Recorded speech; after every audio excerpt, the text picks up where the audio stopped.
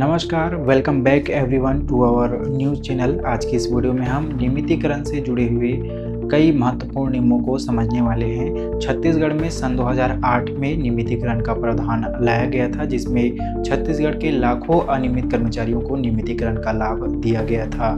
जब कभी भी नियमितीकरण की मुद्दा गूंजता है तो लोगों के बीच में एक विशेष तिथि याद आती है। 5 मार्च 2008 कि ये जो विशेष तिथि है छत्तीसगढ़ में लाखों कर्मचारियों के भाग्य को बदलने वाली तिथि मानी जाती है, क्योंकि 5 मार्च 2008 को छत्तीसगढ़ के लाखों परिवारों को नियमितीकरण का सौगात मिला था। आज भी उसके कई महत्वपूर्ण नियमों को नियमितीकरण के लिए माना जाता है। आज की इस वीडियो में हम नियमितीकरण से जुड़े हुए इस नियम को विस्तार पूर्वक समझेंगे। आप सभी से निवेदन है, अगर आप हमारे चैनल पर नए हैं, चैनल को जरूर सब्सक्राइब करेंगे और वीडियो में अंत तक बने रहेंगे, ताकि आप समझ पाए कि छत्तीसगढ़ में सन 2008 में ऐसा क्या नियम लाया गया था जिसके तहत अनियमित कर्मचारियों को, दैनिक वेतन भोगी कर्मचारियों को, किसी भी तृतीय या चतुर्थ रूप में काम करने वाले, चतुर्थ श्रेणी के रूप में काम करने वाले कर्मचारियों को नियमितीकरण का लाभ कैसे मिला था, पूरा विस्तार से इस वीडियो में हम चर्चा करने वाले हैं। बात करेंगे नियमितीकरण के बारे में तो छत्तीसगढ़ के सामान्य प्रशासन मंत्रालय द्वारा सन 2008 के 5 मार्च को एक आदेश जारी हुआ था। इस आदेश में नियमितीकरण के संबंध में विषय देखने को मिल रहा है। आप स्क्रीन पर इसकी कॉपी देख पा रहे होंगे।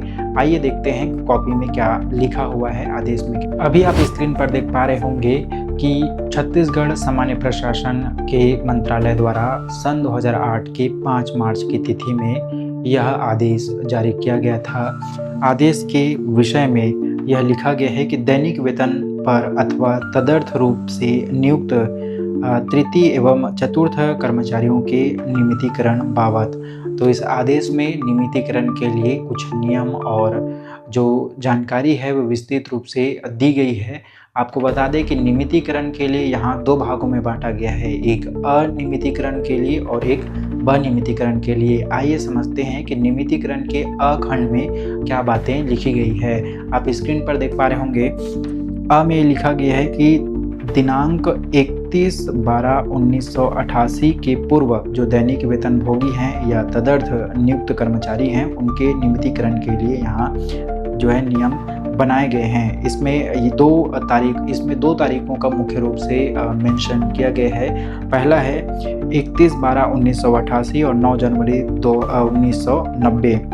इसके इन तिथियों के आधार पर यहाँ जानकारी लिखी गई है कि 31/12/1988 तक के दैनिक वेतन भोगी अथवा तदर्थ रूप से नियुक्त कर्मचारियों को नियमितीकरण या नियमित करने के संबंध में स्पष्ट यहाँ किया गया है कि कार्यभारित एवं आकस्मिकता सेवा में पदों की व्यवस्था नहीं है तो उन्हें नियमित पदस्थापना या नियमित स्थापना में नियुक्त कर दी जाए, और नियमित स्थान के पद में उपलब्ध न हो तो अगर किसी कर्मचारी जो काम कर रहा है इस सन के पहले 1988 के पहले, अगर जो वो काम कर रहा है उसमें नियमित पद की स्थान नहीं हो तो उनके लिए अलग से संख्यावार पदों की सृजन करके या नए पदों को सृजित करके उन्हें नियमित किया जाए, यह भी आदेश में लिखा हुआ है। आइए आगे देखते हैं। तो इसमें स्पष्ट तौर से लिखा है कि यदि उन्हें नियमित स्थापना में नियुक्त दी जाए और नियमित स्थापना में पद न उपलब्ध हो तो आवश्यकता अनुसार अतिरिक्त पद सृजित किया जाए और कार्रवाई की जाए। अतः 31/12/1988 तक के दैनिक वेतनभोगी या तदर्थ कर्मचारी को नियमित करने के संबंध में उक्त परिपत्रों में दिए गए प्रावधान नियमानुसार कार्रवाई की जाए। और यह स्पष्ट किया जाता है कि अब कार्य विभागों में कार्यरत श्रमिक भी नियमितीकरण के परिधि में आएंगे। तो इस अखंड में यह कहा गया है कि अगर कोई कर्मचारी 1988 के पहले किसी पद पर काम कर रहा है तो उसे नियमितीकरण का लाभ दिया जाए। अगर वे ऐसे पद पर काम कर रहे हैं जिसमें नियमित होने के लिए अभी रिक्त पद नहीं है तो उनके लिए अतिरिक्त पदों को सृजित कर उन्हें कार्य में रखा जाए और उन्हें नियमितीकरण का लाभ दिया जाए। यह नियमितीकरण नियम 2008 के खंड अ में कहा गया है। आइए अब समझते हैं नियमितीकरण खंड ब में क्या कहा गया है। नियमितीकरण खंड ब कार्यालय एवं उच्च जो हाई कोर्ट होता है, सुप्रीम कोर्ट होता है, उससे संबंधित होने के कारण इसमें कई नियम जो है देखने को मिल रहा है। उमा देवी प्रकरण से संबंधित नियमों को भी यहाँ शामिल किया गया है। इस नियम में मुख्य रूप से ये बताया गया है कि 1988 से लेकर के 1997 के पहले जो नियुक्त कर्मचारी हैं उनको नियमितीकरण का लाभ दिया जाए, यह मुख्य उद्देश्य रहा है।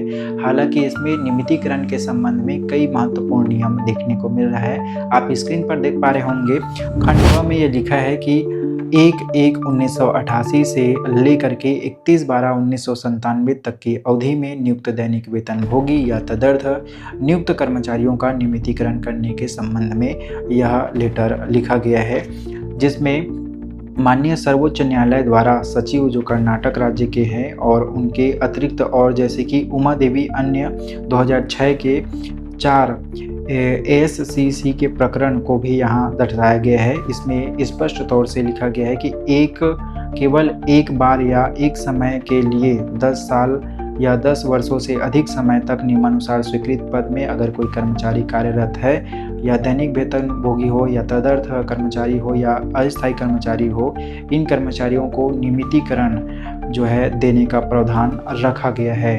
तो यहाँ उमा देवी प्रकरण को शामिल करते हुए ये कहा गया है कि अगर कोई कर्मचारी किसी पद पर लगातार 10 वर्षों से अधिक की सेवा देता है तो उन्हें नियमितीकरण का लाभ दिया जाए।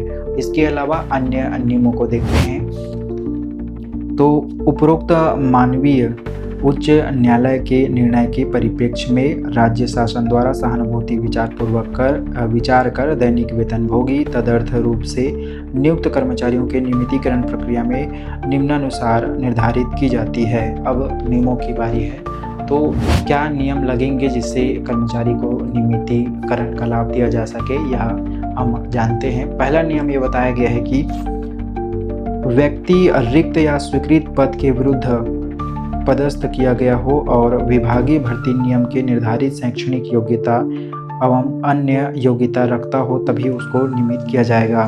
तो नियमितीकरण का पहला नियम ये कहता है कि अगर कोई कर्मचारी काम कर रहा है तो वो शासन द्वारा स्वीकृत पद पर या किसी रिक्त पद पर काम करना चाहिए। साथ ही साथ भर्ती प्रक्रिया या भर्ती नियम के दौरान किए गए जो शैक्षणिक योग्यता है वो उसमें होनी चाहिए और साथ ही साथ अन्य योग्यताएं जैसे स्किल है और कुछ जो भी आवश्यकता है सभी योग्यताएं उनमें होनी चाहिए, तभी नियमितीकरण का लाभ दिया जा सकता है। दूसरा नियम के बारे में जानते हैं। दैनिक वेतन पर तदर्थ रूप से अथवा कलेक्टर दर पर दैनिक वेतन पर नियुक्त कर्मचारी जब से वह नियुक्त हुआ है तब से अब तक उस पद की आवश्यकता रही हो और आगे भी उसकी आवश्यकता रहेगी तो संवैधानिक पद पर इसे विरुद्ध कर्मचारी को पदस्थ मानते हुए नियमितीकरण का किया जाएगा।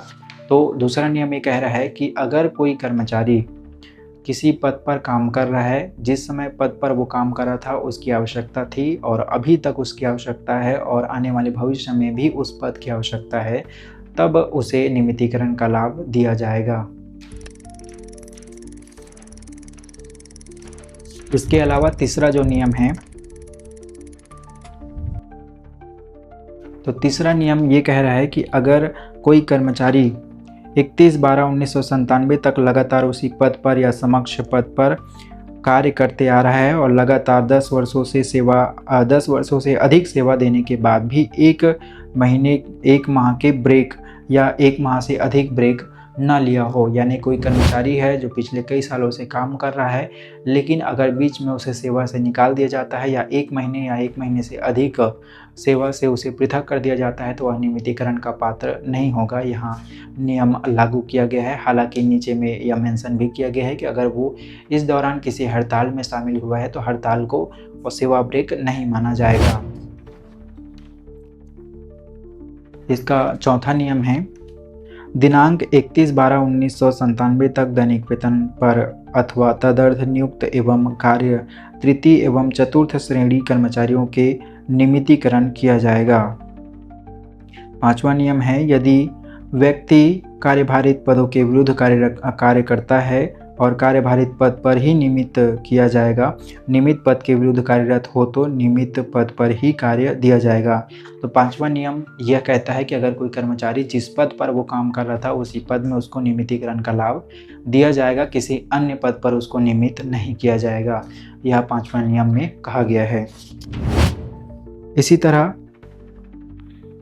इसी तरह 6वां नियम में ये कहा गया है कि नियमितीकरण स्वीकृत एवं रिक्त पद पर ही किया जाएगा। इस हेतु जिन विभागों में आवश्यक हो वहाँ संख्यातर पद निर्मित किए जाएंगे। यदि पद ही कलेक्टर दर पर स्वीकृत हो तो स्वीकृत पदों को दैनिक वेतन पर इसको नियमितीकरण कर वेतनमान में परिवर्तित सृजित करना होगा। तो 7वां नियम यहाँ लिखा गया है कि अगर कोई कर्मचारी जो है कलेक्टर दर पर काम करता है तो उसे पहले दैनिक वेतनभोगी में परिवर्तित किया जाएगा, उसके बाद फिर उसमें नियमितीकरण का लाभ दिया जाएगा। यह नियम देखने को मिल रहा है। फिलहाल के लिए वीडियो काफ़ी लंबा हो गया है, इसके लिए जो है आगे जो भी नियम है उसको एक और वीडियो के माध्यम से हम बताने का प्रयास करेंगे। फिलहाल वीडियो में बने रहने के लिए धन्यवाद। इसी तरह के नई अपडेट्स के लिए हमारे चैनल से जुड़े रहेंगे। वीडियो आपको कैसे लगी, जानकारी आपको कैसे लगी, कमेंट बॉक्स में ज़रूर बताएंगे और अपने अन्य साथियों तक इसे शेयर ज़रूर करेंगे। धन्यवाद।